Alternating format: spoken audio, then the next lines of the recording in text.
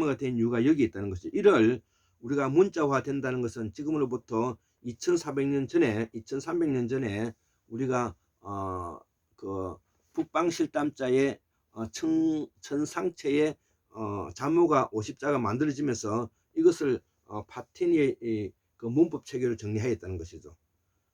자, 그래서 우리말은 바로 이 각골 문자나 또 현문이라든지 기타 문자, 이 녹두 문자 등에서 이 산스크리트가 뭐냐면은 은과 훈이 들어가 있다는 것이죠.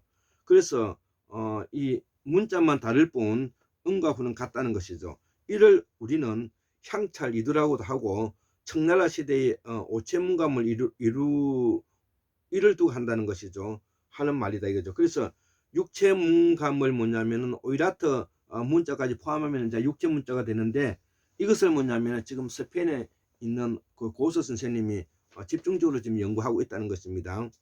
자, 그래서 이 산스크리트를 국어로 발음을 해야 되고, 산스크리트가 우리가 97%가 우리가 산스크리트 사용하고 있기 때문에 우리가 산스크리트를 국어로 하고 발음은 영문으로 적고 영문으로 적고 글자는 한자와 실담으로 하고 언어를 조합하고 전달은 한글로 전달해야 된다는 것입니다. 빠른 한글로 전달하면 되는 것입니다. 자, 그래서 범어대사전 2권 하권 331페이지에 나와 있는 말이기도 한데, 자, 그래서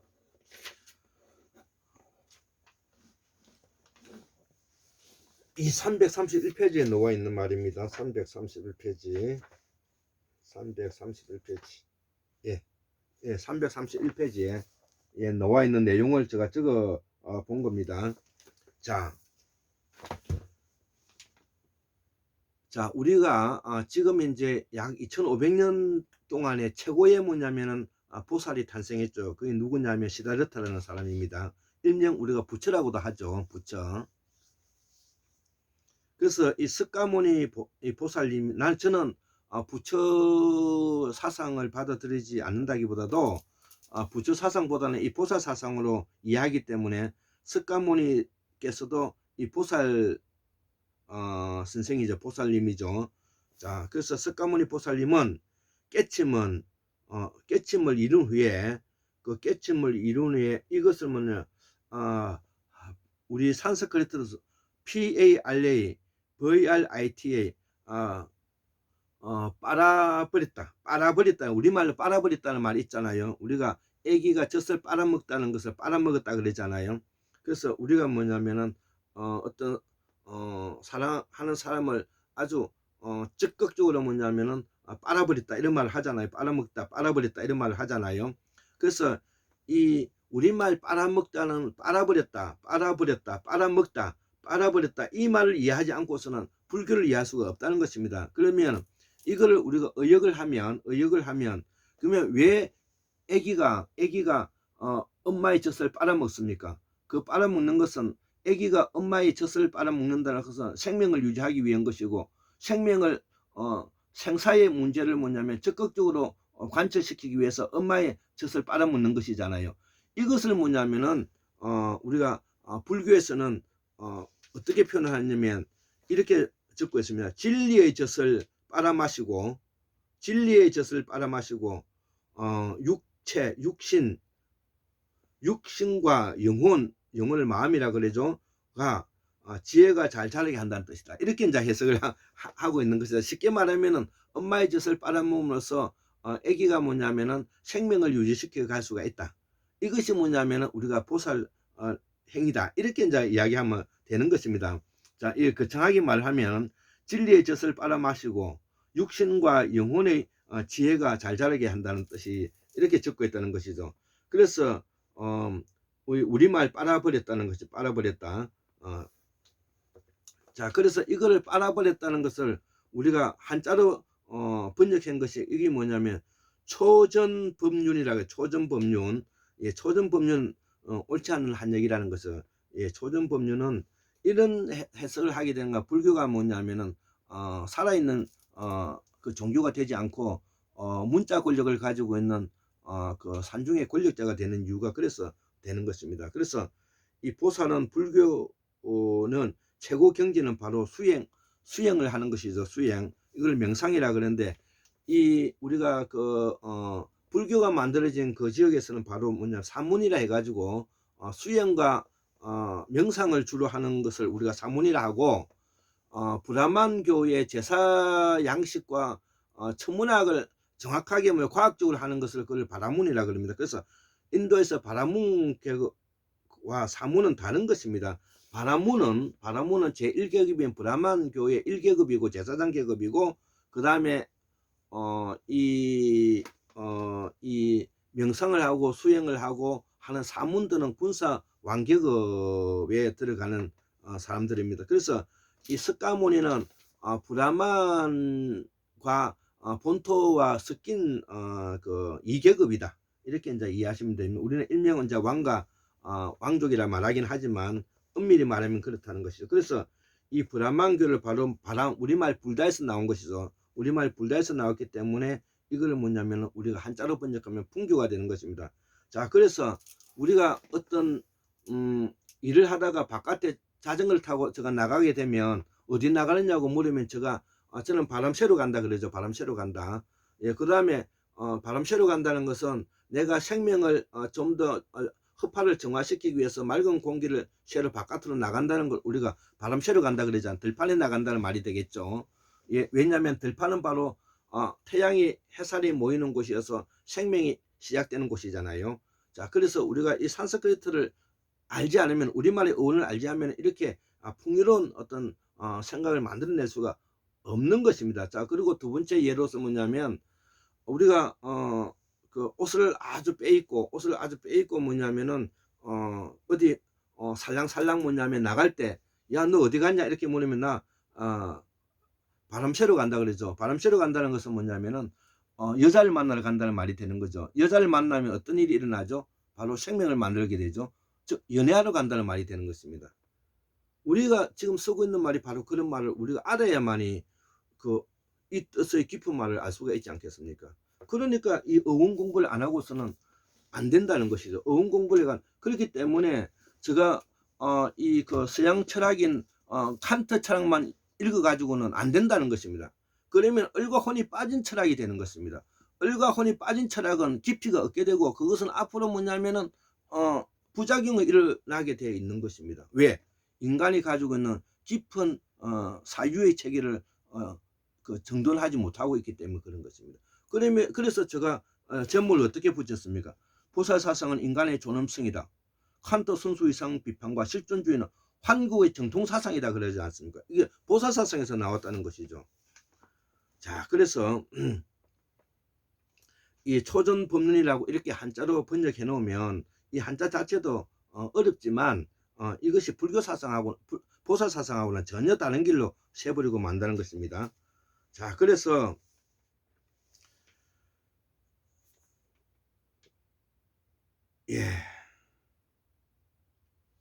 자, 그래서 이 브라만 풍교는 제사의식이고 천문학의 발전을 가져왔고, 이것이 나중에 이제 힌두교에서 카스트 제도가 되는 것이죠. 힌두교에서 이제 카스트 제도가 되는 것이죠.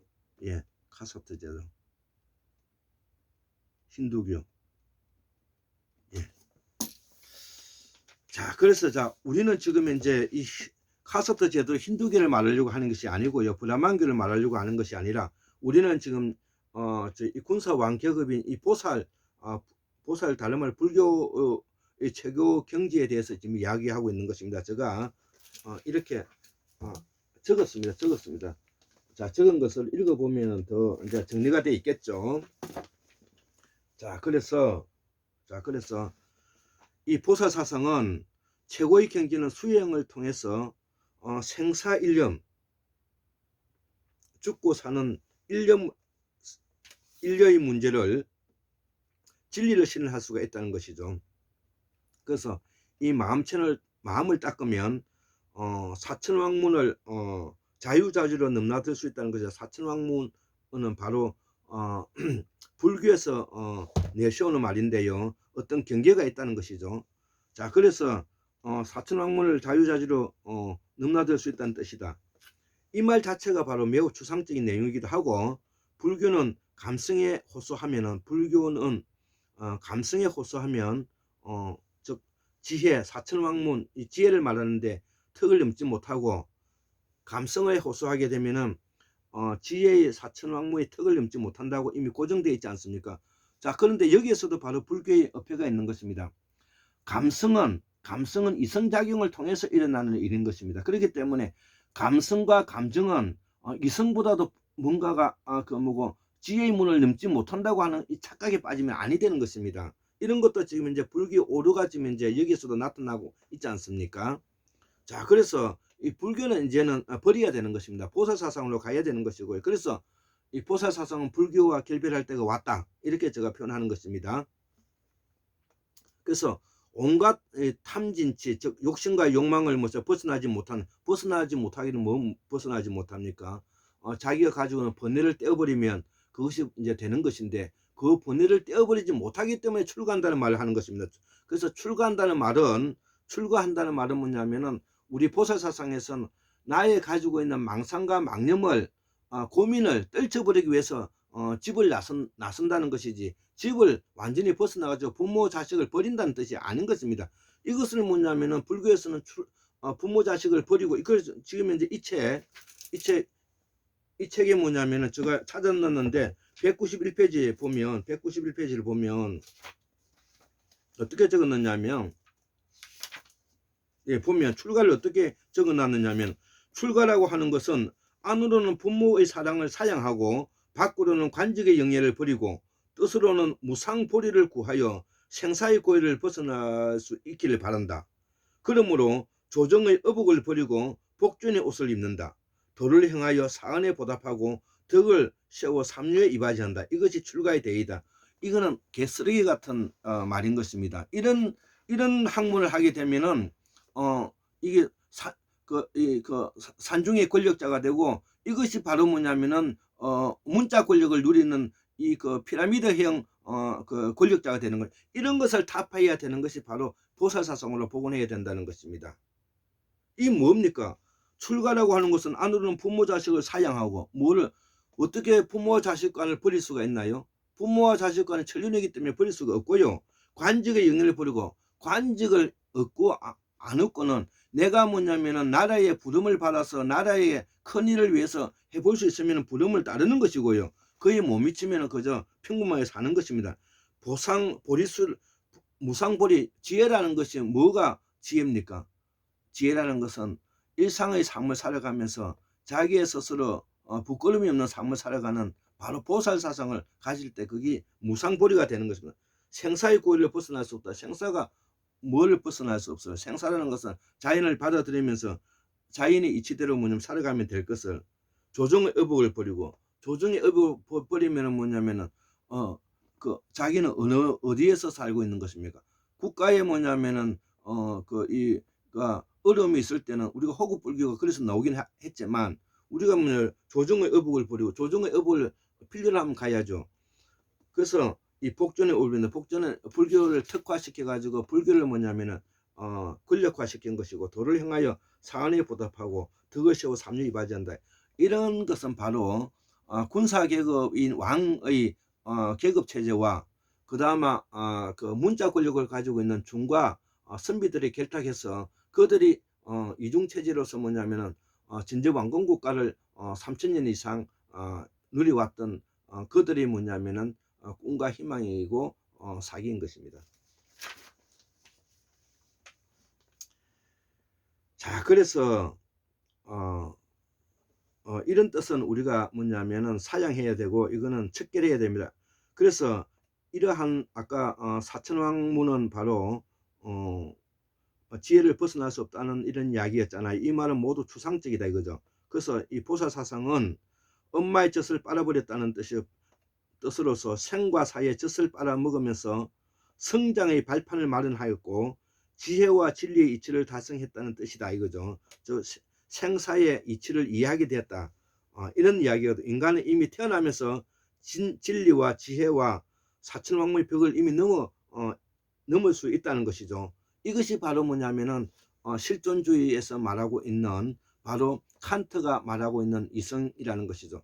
인간은 선험적으로 경험하기 이전에, 내가 경험하기 이전에 인간의 순수한 뭐냐면 이성을 바탕으로 하고 있는 그 선과 옳고 그름을 구별할 수 있고, 선과 악을 뭐냐면 구별할 수가 있고, 그 다음에 그 아름답고 추한 것을 구별할 수 있는 선행적인 인간의 순수 이성이 자리 잡고 있다는 것이죠. 그래서 사천 왕문의 벽을 넘는 것이 아니라 인간은 처음부터 뭐냐면 무의식에 잠재된 선행적인 순수 이성을 가지고 있다는 뜻이 된다는 것이죠. 예, 그래서 이 부처 사상의 한계를 우리가 절실하게 여기서 볼 수도 있는 것이고요. 깨달은 스님들이 평온한 마음으로 생과 사의 경지를 자유자재로 사천왕문을 뛰어넘었다고는 하나, 자탈 입방, 앉아서 죽으면 진지한 해탈이라 경계. 그래서 이 우리가 뭐 성철 스님이나 기타 어떤 큰 스님들이, 깨달은 스님들이 평온한 마음으로 생과 사의 경지를 자유자재로 사천왕문을 뛰어넘었다고 하나, 자탈 입방, 그러니까 앉아서 죽는 것은 자탈 입방이라는데, 이건 진정한 해탈 경지라고 한다 이거죠. 그러나 이거는 옳지가 않습니다. 우리 이 정통 사상은, 우리 한국사의 정통 사상은 수부강령 유효덕 고정명, 수부강령 유효덕 고정명. 예, 그래서 우리가 생명을 행복하게 복되게 하면서 건강하고 안정스럽게 평화롭게 평온하게 유효덕 덕을 가지고 덕 있는 사람으로서 고종명, 죽음을 맞이해서 자식이 번창해서 그 자식의 효와 충을 같이 따르면서 조용히 그 죽어가는 것, 이것이 바로 보살사상인 것입니다. 그래서 수부강령 유효덕 고정명, 이것이 바로 보살사상의 진로 방향이 생로병사를 뭐냐면, 그 생로병사라는 그 자체는 생명이면 누구나 있을 수밖에 없는 그 변할 수 없는 이치지 않습니까? 예. 그렇기 때문에 이제 불교는 끝장이 났다는 것이죠. 불교는 끝이 났다. 그래서 이 보살사상은 죽을 때까지 스스로 일하면서 인망, 즉 스스로 일하면서 죽어가는 것이다 이거죠. 예, 아까 출가의 뜻은 제가 설명을 했습니다. 제가 좀 흥분을 하면서 했나요? 제가 좀 그 흥분을 하면서 했는가 모르겠는데, 자, 그래서 이러한 내용을 바탕으로 했을 때 바로 이 보살사상이 바로 독립된 주체로서 자율성을 가지고 있고 협력의 주체로서 우리가 나아갈 수 있다는 내용이 되는 것입니다.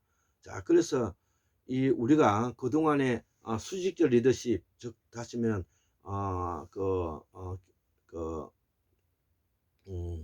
앵글로 섹슨 모델에서 벗어나서 우리가 게르만 스위스 오스트리아 이 사상을 바탕으로 두고 있는 이런 우리가 사상으로 나아가야 된다는 것이죠. 그래서 그동안에 자본이 중심이 되었던 시대를 끝내고 게르만 모형으로서 우리가 인간 존엄성을 바탕으로 두고 있는 그런 형태로 나아가서 자본 중심의 조직이 되어서는 아니 되고요, 인간 중심의 조직으로 바꿔 나가야 되고, 그래서 자본 중심의 시대에서 지배와 통제, 지시와 명령, 억압과 착취를 지금 현재 국민의힘에서 눈 하나 깜짝하지 않고 지금 하고 있잖아요. 이것은 뭐냐면은 연대 보충하고 대화 토론하면서 협의하고 상생하는 방향으로 나가야만이 우리의 앞으로의 방향이 이제 간다는 것이죠. 그래서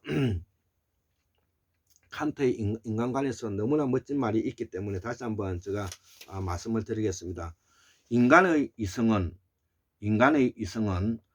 자연적 본능을 훨씬 능가하고, 자연적인 본능, 즉 동물적 본능을 훨씬 능가하고 자신의 모든 힘을 사용하는 규칙과 의도를 확장시키는 능력이다 이거죠. 그 기획력은 한계를 모른다. 이것이 바로 칸트가 말하고 있는 그 인간관념과 동시에 보살사상을 말하고 있다는 것이죠. 자, 마지막으로 보살사상은 어떤 요소로 이루어져 있느냐면 실질적이고 구체적이고 현실적이라는 것입니다. 실질적이고 구체적이고 현실적이다. 그리고 뭐냐면 초월적이고 초자연적인 요소를 가지고 있다는 것이죠. 초월적이고 초자연적인 요소를 가지고 있다. 이거를 정리하면 바로 칸트의 인간관과 맞닥뜨려지게 되는 것입니다.